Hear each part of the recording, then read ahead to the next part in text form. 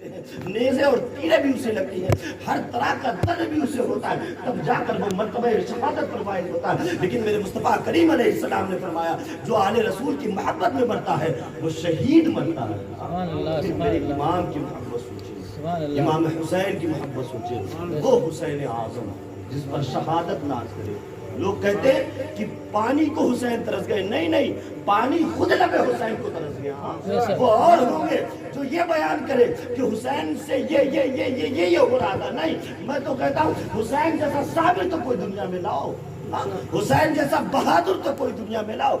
इधर से कूफा का गवर्नर कहता था लश्कर और भेजो, लश्कर और भेजो, लश्कर और भेजो, अभी लोग कम हैं। तो किसी ने कहा 22 ही तो 72 ही तो है, तुम 22,000 हो। तो उसने जवाब दिया था जानते नहीं हो ये शेर खुदा की औलाद हो, खुदा की औलादों की बात को जाने दीजिए।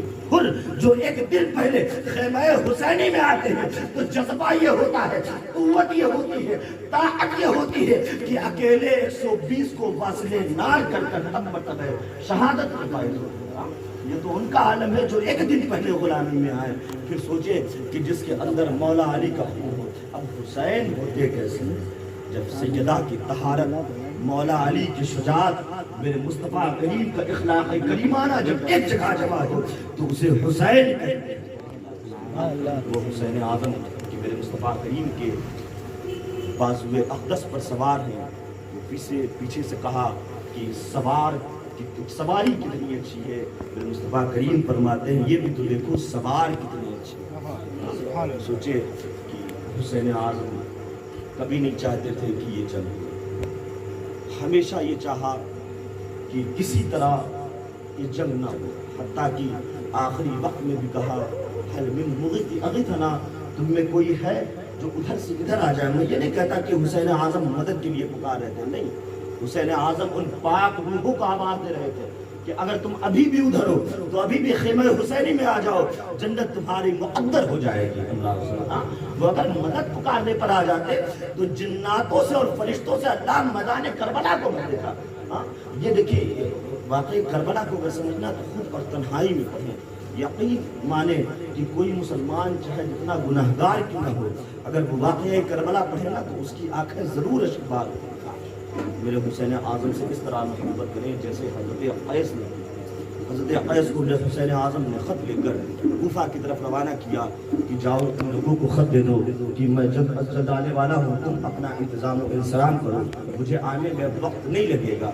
हज़रत क़ैस गए तो कूफा के गवर्नर ने कहा कि तुम किले की छत पर खड़े हो जाओ और वहाँ से इमाम हुसैन के खिलाफ तकरीर करो। इन्होंने कहा ठीक है, आप मुझे खड़ा कर।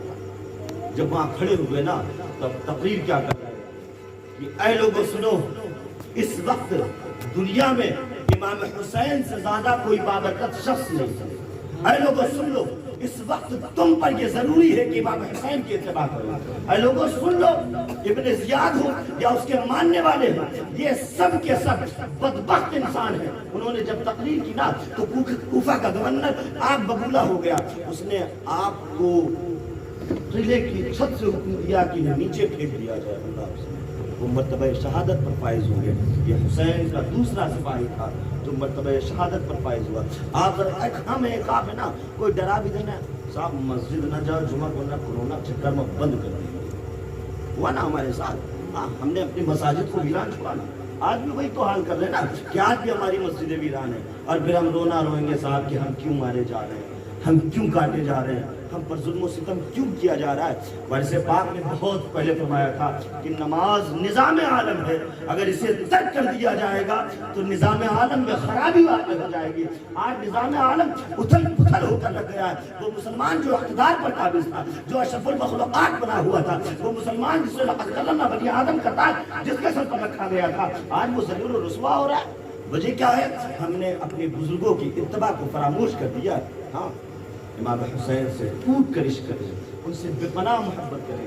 अच्छा, इमाम हुसैन देखिए ये एक आम सी बात है कि हर बाप अपने बच्चे का जनाजा, हर बेटा अपने बाप को कांधा देता है। कभी कभी बिल इत्तेफाक ऐसा होता है कि बाप को जवान बेटे के लाशे को कांधा देना पड़ता है। बेटी की सेहत पर उतना फर्क नहीं पड़ता क्योंकि बाप उम्र रसीदा हो चुका होता है, اس نے دنیا دیکھی ہوئی ہوتی تو بیٹا کہتا ابا کا وقت بھی آ گیا تھا، ابا چلے گئے۔ لیکن ذرا سوچیں کہ اگر ایک باپ کو اپنے جوان بیٹے کا لاشا اٹھانا پڑے نا تو اس کی کمر ٹوٹ جاتی ہے، اس پر قیامت صغریٰ برپا ہو جاتی ہے۔ کبھی ایک بار کے نہیں چاہتا کہ وہ اپنے بیٹے کے جنازے کو اٹھائے۔ تو ذرا کربلا کا منظر تو دیکھیں، کبھی 6 ماہ کا ننھا علی اصغر ہاتھ میں، اس کے حلقوں میں تیر آ کر لگتا ہے۔ ذرا سوچیں نا کہ اس وقت اس باپ کے کلیجے پر کیا بیتا۔ کبھی بھائی حسن کی نشانی قاسم، میرے امام نے اجازت دے رہے جاؤ۔ کبھی علی اکبر 18 سال کا بیٹا ہے، جب سینے میں نیزہ لگا نا، نیزہ میرے امام نے باہر نکالا تو ساتھ میں دل بھی باہر آ گیا۔ ہم سوچتے ہیں کہ یہ کربلا بس ایسے ہی کوئی معاملہ ہوا ہوگا، نہیں صاحب۔ جو صبر میرے امام نے کر کے دکھایا نا، کسی میں ہمت نہیں ہے، کسی کو اللہ نے اتنی طاقت ہی نہیں دی کہ وہ اتنا صبر کر سکے۔ جب حضرت عباس اس دار فانی سے دار بقا کی طرف رہنے لگے تو میرے امام نے اپنے کمر پر ہاتھ رکھی اور کہا آج میری کمر جھک گئی۔ ایک ہم ہیں، ایک آپ ہیں کہ اگر بھائی سے کوئی معاملہ ہو جائے تو ہم اس کی برائیاں کرتے ہوئے رہتے ہیں، اگر بھائی سے کوئی غلطی ہو جائے تو ہم لوگوں میں اسے کہتے ہوئے نظر آتے ہیں۔ ایک ہم ہیں، ایک آپ ہیں کہ ہمارا بڑا بھائی ہو اور اگر وہ جائیداد کا کوئی معاملہ آ جائے تو ہم اس پر بندوق تان دیتے ہیں، ہم اسے کورٹ کچہریوں کے چکر لگواتے ہیں۔ سوچے نا کہ امام نے اس وقت بھی کس طرح رشتوں کو نبھایا تھا۔ کبھی حور کا جنازہ لے کر آ رہے، کبھی علی اصغر کو اپنے ہاتھوں میں لے کر خیمے میں آ رہے، کبھی علی اکبر کو اٹھا کر لائے، کبھی بھائی حسن کے نشان قاسم کو لے کر آئے، کبھی علی اکبر کو لے کر آئے، کبھی غلاموں کو لے کر آتے، کبھی آنا و انصار کو لے کر آتے، کبھی اپنے گھر والوں کو لے کر آتے۔ جب اکیلے میں کبھی کربلا کا واقعہ پڑھے نا، میرے امام جب نکلے نا، کوئی نہیں بیان کر سکتا اس درد کو، جو درد اس زمانے میں میرے امام کو ہوا۔ سوچے ذرا کہ میرے امام کا جب وقت شہادت ہے، میرے امام کا آخری سجدہ نا وہ تیروں پر تھا۔ اتنے تیر بدن اقدس میں تھے کہ جب میرے امام قرآن سے جس طرح رحل زمین پر آئے نا، اس طرح جب گھوڑے سے فرش زمین پر آئے تو میرے امام کا بدن اقدس تیروں پر ہو گیا، پھر بھی میرے امام نے سجدہ کیا۔ اور ایک ہمیں کہا کہ نماز سے ہمیں کوئی مطلب نہیں، وہ نماز جو مومنین کی معراج تھی، وہ نماز جو میرے مصطفیٰ کی آنکھوں کی ٹھنڈک تھی، وہ نماز جو گناہوں سے دور کرنے والی تھی، وہ نماز جو ہمارے لیے معراج تھی، وہ نماز جو ہمارے لیے آخرت میں ذریعہ نجات بنتی، آج ہم نے اسے چھوڑ دیا۔ امام حسین کی شہادت ہمیں اس بات کا سبق دے رہی ہے کہ بھائی اگر قربان ہو جائے نا ہو جانے دینا، بیٹا اگر قربان ہو جائے تو ہو جانے دینا، اگر عزیز و اقربا قربان ہو جائے تو ہو جانے دینا، لیکن اللہ و رسول کے بھی اطاعت اور فرمانبرداری نہ چھوڑنا۔ آج ہم نے کسی کو چھوڑ دیا تو ہم ذلیل و خوار ہو رہے ہیں۔ اگر آج بھی مسلمان نہ مسلمان بن جائے، رسول اللہ کی اطاعت و فرمانبرداری میں اپنی زندگیاں بسر کرنے لگے، آپ ہوں گے، آپ ڈرتے ہوئے نکلتے ہوئے ڈرتے ہوں گے صاحب کہ ہمیں ڈر لگتا ہے، ہم ادھر نہیں جائیں گے، ہم ادھر نہیں جائیں گے۔ رسول صاحب اللہ سے پوچھیں اور علماء سے پوچھیں کہ زیادہ تر یہ رات کے مسافر ہوا کرتے ہیں، کبھی ان کو ڈر نہیں لگتا۔ کیوں؟ کیونکہ یہ اللہ و رسول کے بھروسے نکلتے ہیں، اللہ و رسول کے بھروسے نکلتے ہیں۔ اعزاز محترم، شاید وقت اس بات کی اجازت نہیں دیتا کہ میں زیادہ دیر آپ کے سامنے رہوں۔ خیر، امام حسین رضی اللہ تعالیٰ عنہ سے ٹوٹ کی محبت کریں، ان کی اہل بیت سے، رسول اللہ سے اور رسول اللہ صلی اللہ علیہ وسلم پر کثرت سے درود پاک پڑھیں۔ درود پاک گناہوں کو مٹانے کا سب سے بہترین ذریعہ ہے۔ جو بندے مومن ایک مرتبہ درود پاک پڑھے گا، اللہ اس پر 10 رحمتیں نازل کرے گا اور اس کے 10 گناہوں کو بخشے گا، اس کے 10 درجات بلند کرے گا۔ سب سے بہتر امام کی بارگاہ میں خراج عقیدت اگر آپ پیش کرنا چاہتے ہیں، آپ سبیل نہیں پیسہ ہے مت لگائیں، آپ نہیں کچرا کر سکتے مت کیجیے، آپ نظر و نیاز کا اہتمام نہیں کر سکتے مت کیجیے، وہ کام تو کیجیے نا جو بغیر پیسے کا ہوتا ہے۔ زیادہ سے زیادہ قرآن کی تلاوت کریں۔ سوچیے نا کہ میرا امام ہے، نو کے نیزہ پر میرے امام کا سر ہے، یزیدیوں میں آج بھی میرے امام کا سر سب سے بلند ہے، اور اس نو کے نیزہ پر بھی میرا امام قرآن کی تلاوت کر رہا ہے۔ وہ سر کٹ کر بھی سر بلند رہا، کیسا سر تھا کہ کٹ کر بھی سر بلند رہا۔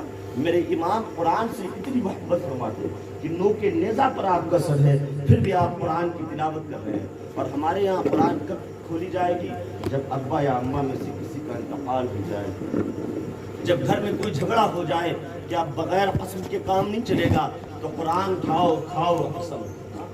جب ابا اماں کا انتقال ہو گیا، اچھا افسوس بالائے افسوس یہ کہ ہم خود قرآن پڑھنا ہی نہیں جانتے۔